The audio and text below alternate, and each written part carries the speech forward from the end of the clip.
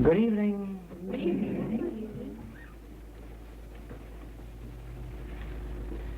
You have just heard Mrs. Cook read the 10th chapter of John,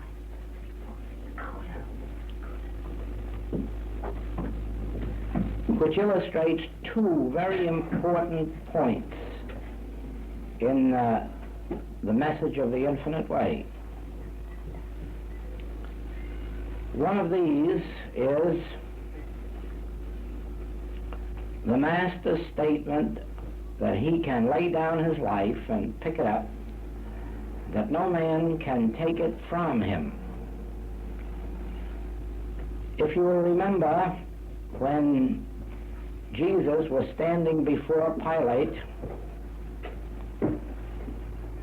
and Pilate reminded him that he had power to crucify him or set him free, that Jesus answered, "Thou couldst have no power over me unless it came from the Father." It has puzzled many people why he could say that to Pilate and then be crucified. But you see, the 10th chapter of John reveals the answer.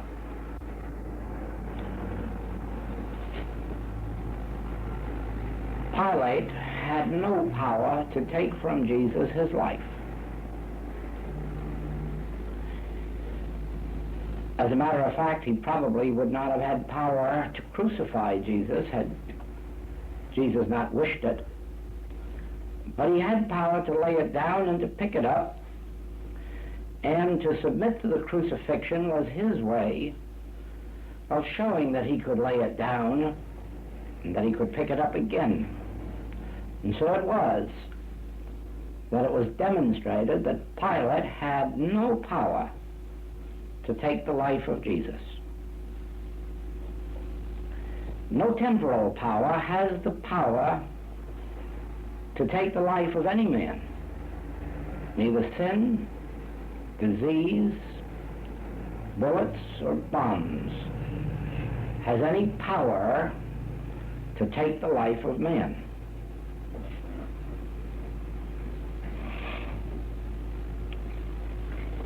We do not voluntarily submit to being shot, crucified, bombed. But we know that if for any reason we were, our lives would not be at stake, for there is no temporal power that can take or destroy life. Because you do not have the evidence of this to your five physical senses, well, let me say, because the world does not have the evidence of this to the five physical senses, the world is not in a position to agree. This was true of old. Only the spiritually illumined saw Jesus after the resurrection. Those of material sense never saw him after his burial. Therefore, it is only the spiritually illumined who receive the conviction of immortality. So we have it today. There is no way to prove to the human mind that there is such a thing as life eternal, and life eternal here and now, indestructible, immortal. There's no way to prove that to the materially minded, for they see the ravages of disease, and they see the funeral ceremony, and they see the body laid at rest. And because they can only judge by appearances, because they can only judge by the seeing of their eye, they have no sign of immortality. Those of illumined vision today are able to perceive not only that Pilate, with all his temporal power,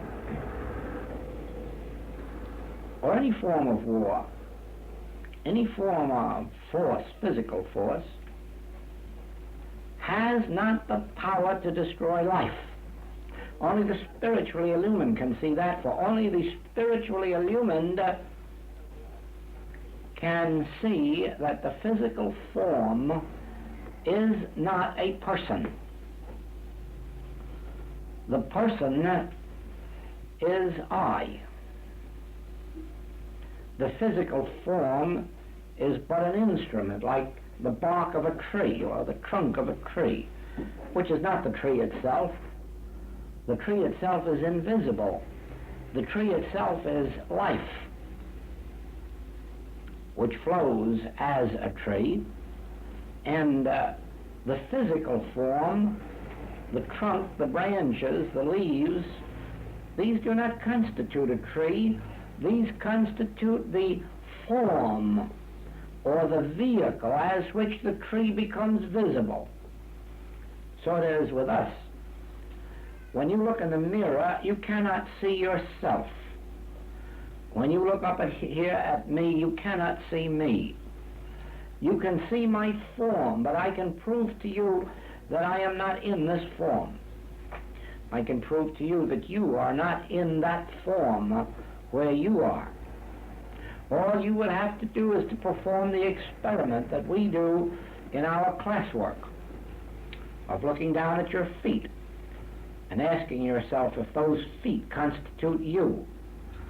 Are you feet? And then you smile and say, no, these feet are mine. And so you go all the way up the body until you come right up to the top of your head, and you say, is this me? And you answer, certainly not. This is mine. These are my limbs, my arms, my torso, my body, my chest, my head, my eyes, my ears, my brain, my hair. Well, by the time you get through, you have to ask yourself, well then, where am I? Now you've discovered the great secret, that I am not in this body, and I am not this body, and if you blew this body to pieces, you would not have touched me. For I and my Father are one, and we are spiritual. I am the life which animates this body. I am the intelligence which says to this hand, go up or go down, or give or withhold, or pet or punch. I am the intelligence of this body. I am the substance of this body, its life. I am its integrity. My body can't steal. My body can't commit adultery. Why? Because I govern this body. And this body can do nothing of itself. It can't walk forward and it can't walk backward. It can't rise from this chair and it can't seat itself. It can do nothing but obey the instructions that it receives from me. And when we are further along on the spiritual path, we will understand that the stomach can't be sick, and the heart can't get weak, and the brain can't disintegrate, because I govern these. I instruct the body in the way in which it should go. If the body deteriorates, it is because we have not accepted spiritual truth, and we have permitted universal belief to operate in or upon the body. Now, universal belief says that weather can do one thing to it, climate can do another thing to it, food or lack of it can do another thing to it, age, the passing of time, can do another thing to it, infection and contagion can do another thing to it. These are all universal beliefs. And of course, if you do not take possession of your own life, if you do not take the dominion that God gave you over everything on this earth and beneath it and above it, then of course you are just like a limp cloth in the breeze, blowing about any way the breeze wishes to carry you. And in this case, the breeze is universal belief. And so if universal belief says this is the wrong climate, the body immediately says, I have rheumatism. And if universal belief says you're eating the wrong food, you have a stomach upset. And if universal belief says you're 80 years and 10, you start paying off the undertaker. Always obeying universal belief instead of Scripture. For Scripture says that God gave man dominion over the weather, over the food, over everything that is in the earth and beneath the earth and in the waters of the earth and in the air above the earth and in the heavens above the earth, even the stars that so many people bow down to and worship and fear and yield power to. Even these man was given dominion over. But no, it's so easy to pick up the newspaper and see whether we're going to live or die today according to which month we were born in, or whether we're going to get money in the mail or lose money, and then start to see how fast we can obey what we read in the newspaper. Now, in the 10th chapter, you realize, in the 10th chapter of John, you realize that I can lay down my life and I can pick it up. And any one of you can do the same thing. You can just decide to let the carnal mind have its fling with you. You can just make up your mind to let universal belief do anything it wishes to you, even bury you at 80 years and 10. Or you can pick up your own life and determine, I have God-given dominion over this body and over everything that is in this earth, and above it and beneath it. Only I have to take dominion. Now the same 10th chapter of John tells you how. Because it says you can only enter life more abundantly through the door. And then it tells you what the door is. I am. And there you have it again. I can lay down this life or pick it up. I have God-given dominion. Therefore, the door through which you have to enter life more abundantly is a door called I. I.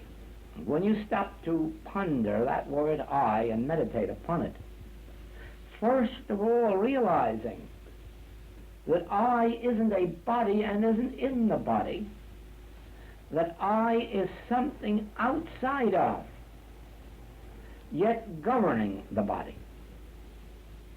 All of a sudden you realize the infinite nature of the I that I am. You begin to realize why Moses was lifted up from being a shepherd to being the leader of an entire race of people, just by the discovery of the word I. And you'll also begin to realize why a boy who started life as a carpenter and ended up as a Hebrew rabbi has become the light of the world. And he did it all through the word I, every bit of it. I am the way and the truth and the life. I am that I am. I am the bread and the wine and the water. I have meat the world knows not of. I am come that I might have life and that I might have it more abundantly. I am come that ye might have life. Anyone who realizes the sanctity of the word I becomes a leader, nationwide or worldwide, of those who are seeking the secret of life more abundantly. It isn't difficult for a shepherd boy to become a world-renowned leader. It isn't difficult for a Hebrew rabbi to become the light of the world. Anyone can do it. It just requires the realization of the meaning of the word I. I don't mean by any manner of means that it's easy. I don't think it was easy for Moses. I don't think it was easy for Isaiah. I don't think it was easy for Jesus, or else Jesus would not have said, "The way is straight and narrow, and few there be that enter." But I think it's possible. I'm sure that it's possible.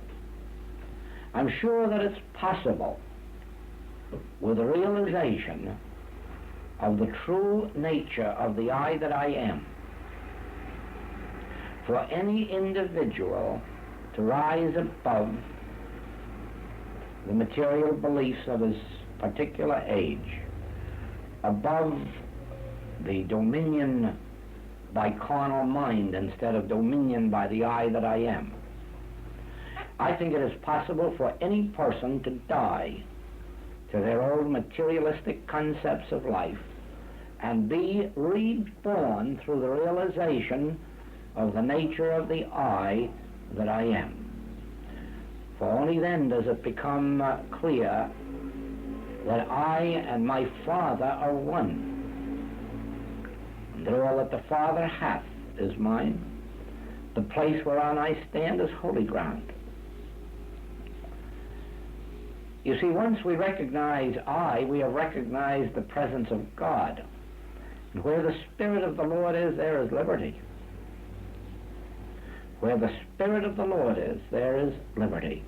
And where is the Spirit of the Lord? Wherever there is a recognition of man's oneness with his source. I and my Father are one.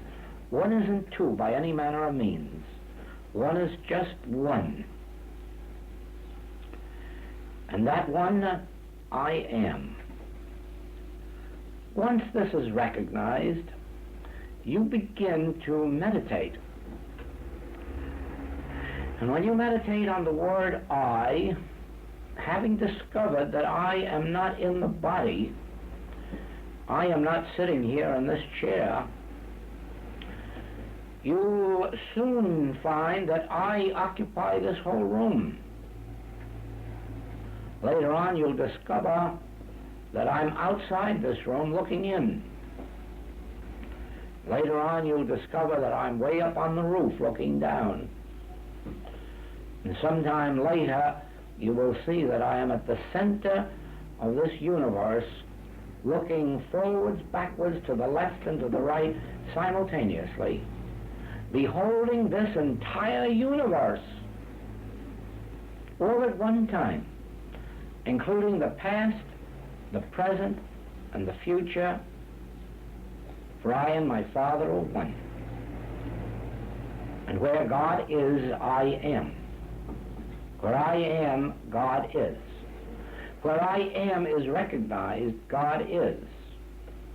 In the recognition of I is the recognition of infinity. Then you understand that other statement in the 10th chapter of John. I am come that ye might have life, and that ye might have it more abundantly. And as you begin to ponder that word I, you will find that your life is becoming more abundant. Your relationships with others will become more loving, peaceful, generous. Your supply will either increase or cover much more ground than it ever did before. it will come to you with less effort, less exertion, less strain, and it will go out from you without any violent holding on to it. We create our own pains by trying to hold on to form, by trying to hold on to things which we have outgrown, by trying to cling to conditions which we believe gave us joy yesterday and therefore will give us joy tomorrow, not remembering that we have been taught even in the old scripture not to lay up manna for tomorrow, not to lay up treasure where moth and rust corrupt. For we do not live on yesterday's manna. We do not live on yesterday's possessions. We live on the grace of God. That can only become apparent to an individual when they have come into the realization of the nature of that I which has come to us, that we might have life, that we might have it more abundantly. Many people lose the way because they think I lived 2,000 years ago. They think I lived as the man Jesus and as nobody else, not realizing that I live as me and I live as you, and that I is the true identity of every individual, and that I is with you that you might have life and that you might have it more abundantly. It may be true that there is only one I, and I'm sure we will discover that there is only one I, but we will also discover that I is your being, and that it is yours in order that you may have life, that you might have it more abundantly, that it is your permanent identity unto immortality. And if this temple is destroyed in 3 days, by your recognition of the I that I am, it will be raised up again. Really, it makes no difference if this temple is destroyed, because even now it is being destroyed day by day. Every bit of our body drops away day by day and is renewed day by day. It is said that in the course of a year, not one of us has the body we had a year ago.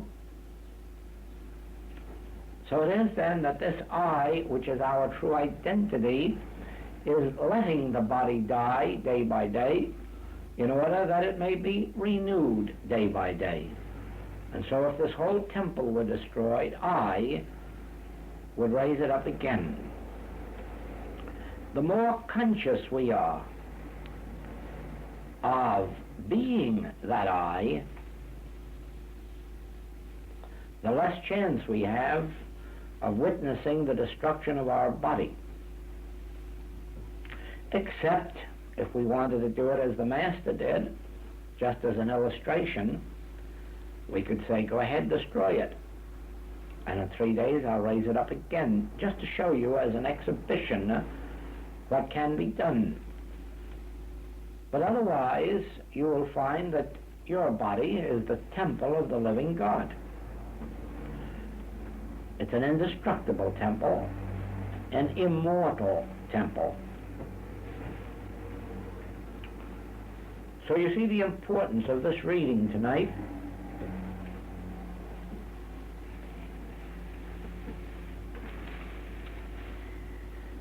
You know,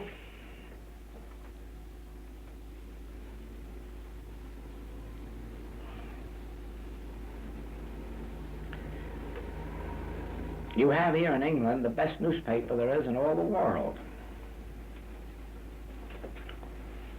I don't know of any in all my world's travels that compares with the Manchester Guardian.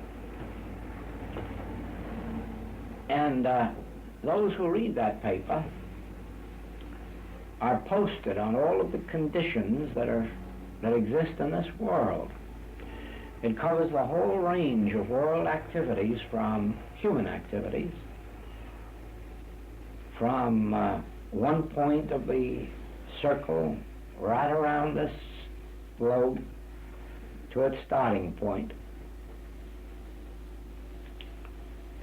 But if you read it regularly, you'll take note that the sun isn't shining in many parts of the world. There are very few spots where there aren't wars and rumors of wars and starting of wars and troubles and depressions and financial lack.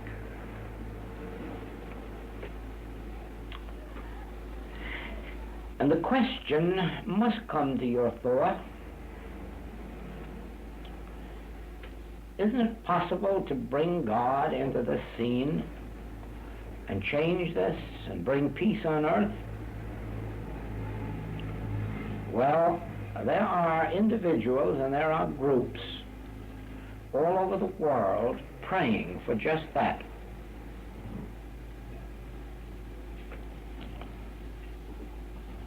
It would be a great miracle if they should ever succeed. For in the history of the world, it never has succeeded. And there have been just such groups since time began. Individuals and groups all over the globe praying mightily every day for peace on earth. No one yet has ever lived and witnessed it. No one has ever seen a period of peace on earth. There have been a few short intervals between wars, very short, but never peace. Never. Prayers of that kind have never been answered. Prayers of that kind never can be answered. It is a pleasant pastime, and I'm sure it leads ultimately for the individual who's doing it to a greater experience than if he were watching a television show or playing cricket. But as far as achieving the hoped-for ends of peace on earth, it can't happen. And the reason it can't happen is there isn't any war on earth. The only war that exists is in the mind of men. And the only place that war is ever going to be eliminated is in the mind of men. And if it isn't eliminated there, it isn't going to be eliminated on earth. Because how can you have peace on earth while you have white hating black or black hating white, while you have Occidental hating Oriental or vice versa?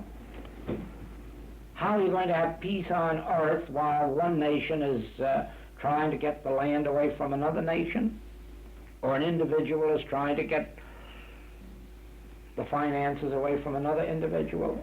How can there be peace on earth? Why, if peace could be established on earth in this second, don't you know that tomorrow there'd be wars? There would have to be, unless the mind of man were changed. If we could have this room filled with people who could make the declaration within themselves, I not only would not go to war with you for any reason, not even for anything that you would do to me, but I wouldn't go to war with you if you stole everything I have. And furthermore, I wouldn't even go to court to sue for it. Now, if a room full of us felt like that, there could be no wars in this room. But would that stop it in the next house? No. No, certainly not.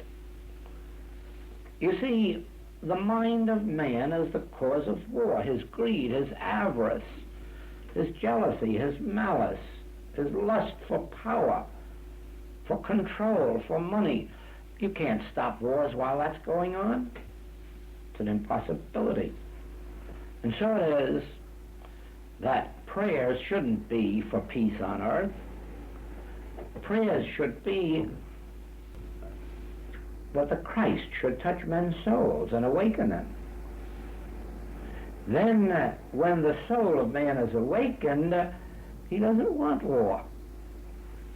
In fact, you couldn't get him to war, except he were ordered there by a government. You must render unto Caesar the things that are Caesar's. You can't help that. But that is doing something contrary to your own inner instincts merely to fulfill the functions of a citizen. But going to war doesn't end war. Staying home from war doesn't end it either. One thing alone ends war: when an individual realizes that there is a God. He has nothing left to war for. For anything that he could possibly get from man whose breath is in his nostril, he could get much better and more of from God, from the realization of I as his true identity. Now, don't believe for a minute that peace is the answer to national or international problems. Peace is just a little resting time to lay up more arms for the next war, to arrange a little more trickery to catch the next nation unaware.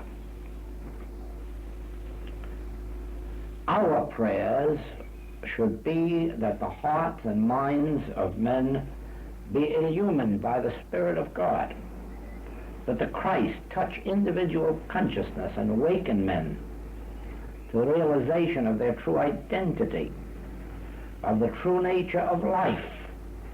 Then you can bring together a room full of people in the assurance not only that they won't war with each other, they won't even sue each other. In other words, they will have laid down the sword. When you can multiply this room full by nations full, then peace automatically ensues. Not because any mysterious God stopped it, but because with the mind of man purified, there are no occasions for war. Everything can be settled by agreements. Back in the early days of trade unions in the United States, we had some pretty vicious strikes in which many, many men lost their lives on both sides. There were no angels in those days on the side of capital or labor. They were all devils. They were all willing to use the power of guns and of brickbats to win their strikes, both sides. And strikes were very evil things. Buildings were burned, factories were burned, people were burned up in them. Nobody cared. Machine guns were used to shoot them down.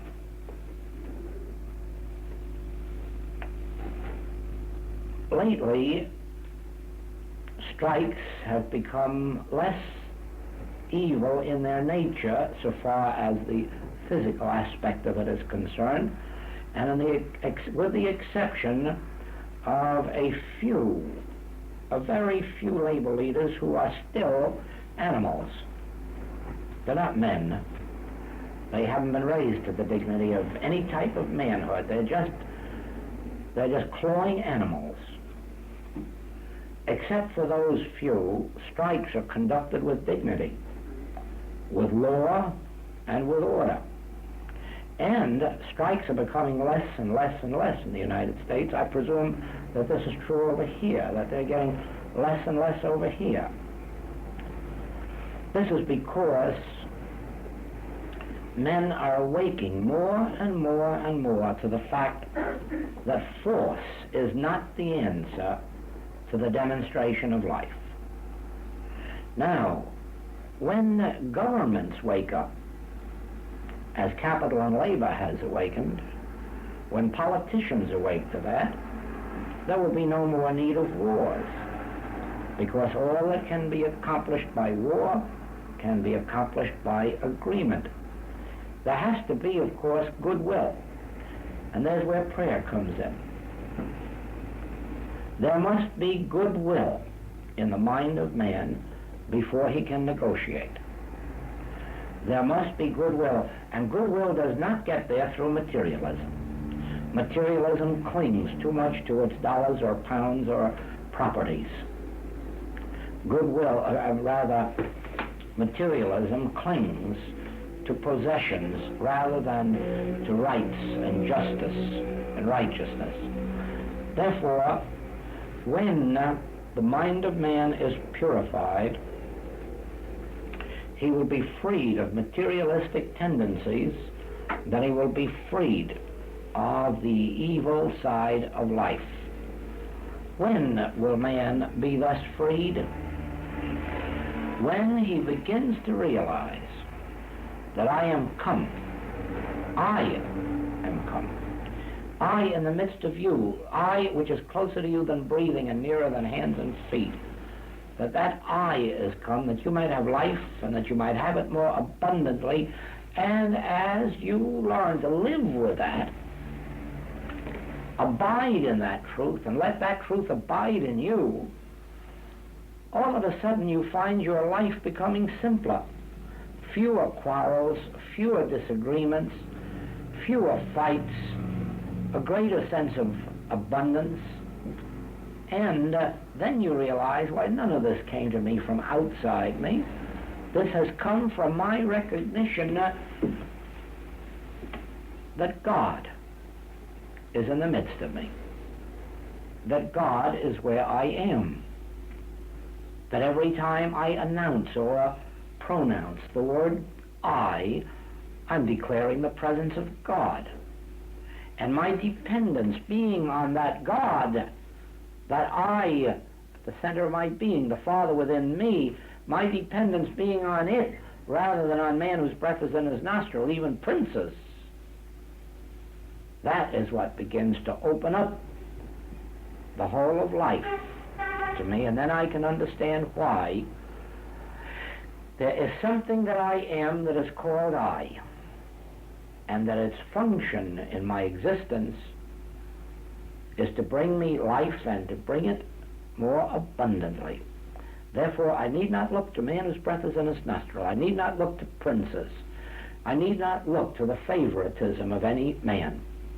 I need not look to deals or manipulations. I can just trust this I to go before me and make the crooked places straight. As a matter of fact, I can go still further. I can realize that this I is my bread of life. That this I is the meat, the wine, the water, the power of resurrection, the healing Christ. And therefore that my whole and sole dependence is on the I, that I am. And you'd be surprised what happens in your relationships with everybody on earth the minute they feel that you're not holding them in bondage, that you don't feel that they owe you something. The minute you begin to realize that, why, even your legal claims are nothing. You don't even have to enforce them. You don't even want them or need them. For anything that I cannot do for me, all that the other fellows got wouldn't help. I have meat the world knows not of. Therefore, I don't have to look outside my own being. I am the wine and the water. I am the staff of life. It's all embodied within my own being. It's all embraced within me, and it unfolds to me through perfectly normal, natural channels.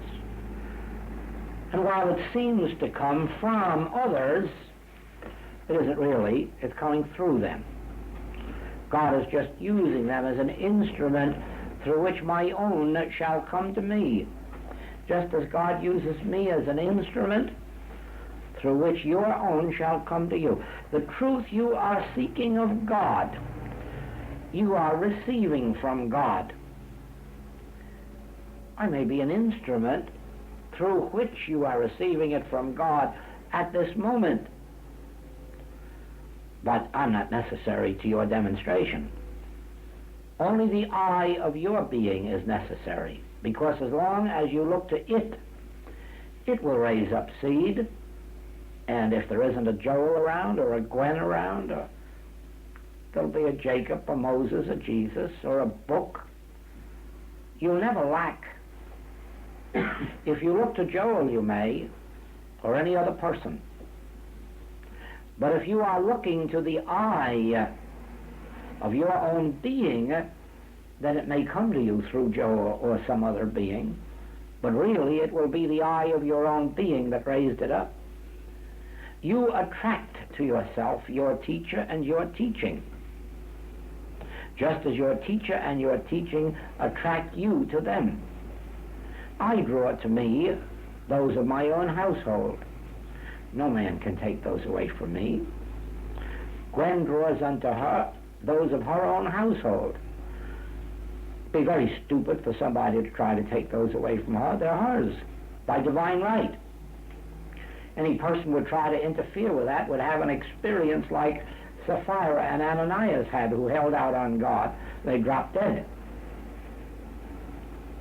Let no one try to take from anyone those whom God has given them. For they're not fighting man, they're fighting God. They come off second best each time. And second best isn't very good. So you see, with all of us, that which God gives you, no man can take from you. That which you get by human argument, human conniving, human cleverness, even human strength, human wisdom, you may lose. You will never lose that which is given to you by God. As anyone reaches out their finger to touch it will get electrocuted. Therefore, it is necessary, in order for us to be free, that we recognize that the I, which I am, which is the offspring of God, is my provider, is my wisdom, is my strength, is my immortality, is my eternality. I am come that I might have life, and that I might have it more abundantly and infinitely and eternally and harmoniously. And so I dare only look to the I that I am. I dare not look out here, not to any man. I can be thankful and I can be grateful to every individual who is an instrument through which God's grace reaches me. But they're not the source of my good. God, which is the I that I am, this is the source. And so it is with truth. Your truth comes to you from the I of your own being. And if you always look to it, it will raise up for you your teacher or your teaching, as long as what is needed. And you can be thankful to them and you can be grateful to them. But do not confuse the issue and think that they are your God or your truth. They are but the instrument which your own consciousness raised up for you. So it is that in the message of the infinite way, we learn that I and the Father are one. All that the Father hath is mine, mine to share, mine to give, mine to send out about the Father's business. I do not have to hold on to it, for I do not live on yesterday's manna. Every day, God unfolds, discloses, and reveals itself. And always there are 12 baskets full left over. That's the lesson to me of the 10th chapter of John. Thank you.